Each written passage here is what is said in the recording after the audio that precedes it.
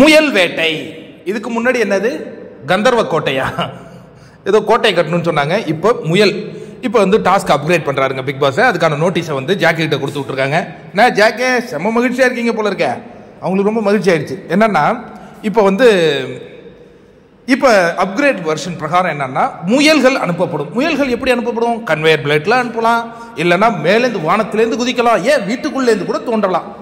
போட்டியின் இறுதி பஸ்ஸர் அடிக்கும் பொழுது யாருக்கிட்ட அதிகமான முயல்கள் இருக்கின்றதோ அவர்களே வெற்றி பெற்றவர்களாக அறிவிக்கப்படுவார்கள். அப்படின்னா நமக்கு இப்போ ஒரு சந்தேகம் வருமே, இதுவரை கல்ல தானே வச்சுக்கிட்டு இருந்தானுங்க, கல்ல தானே எண்ணிக்கிட்டு இருந்தானுங்க, கல்லை வச்சு கோட்டை கட்டிட்டு இருந்தாங்களா, அதுக்கு ஏதாவது வேல்யூ இருக்கானா? கோட்டையை நீ எப்போ வேணாலும் கட்டிக்கலாம், எப்படி வேணாலும் கட்டிக்கலாம், ஆனா அதுக்குள்ள ஒரு அந்த முயலை வச்சு நீங்க பாதுகாக்கணும் அப்படிங்கறத இப்ப சொல்லியிருக்காரு.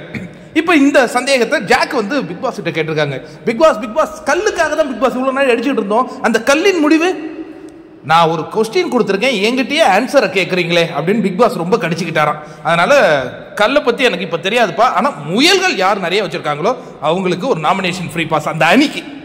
அதே மாதிரி வெளியேறிய அணி அவங்க வந்து உள்ளலாம் வந்து ஹெல்ப்லாம் பண்ணக்கூடாது. இன்னொரு முக்கியமான விஷயம், இந்த முயல்களில் வந்து நீங்க வந்து சேகரித்து வைக்கணும். அதே மாதிரி சேகரித்த முயலை வந்து அந்த நடுவில் வச்சு தான் பாதுகாக்கணுமா, அந்த கோட்டையின் நடுவில் வச்சு பாதுகாக்கணும்.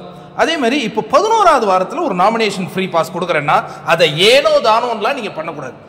ஏன்னா அந்த நாமினேஷன் ஃப்ரீ பாஸுடைய வேல்யூ உங்களுக்கு தெரியும் இல்லையா, நல்ல தீர ஆலோசித்து நீங்கள் அந்த முடிவு எடுக்கணும் வெற்றி பெற்ற அணி அப்படிங்கிற மாதிரி ஜாக்கு இந்த வாசிச்சுக்கிட்டு இருக்கிறாங்க. ஒரே உற்சாகமாக இருக்கிறாங்க. முயல் வேட்டைக்கு போகிறோன்ட்டு போனதுக்கப்புறம் தானே தெரியுது முயல் வேட்டையா அது என்ன வேட்டைன்ட்டு.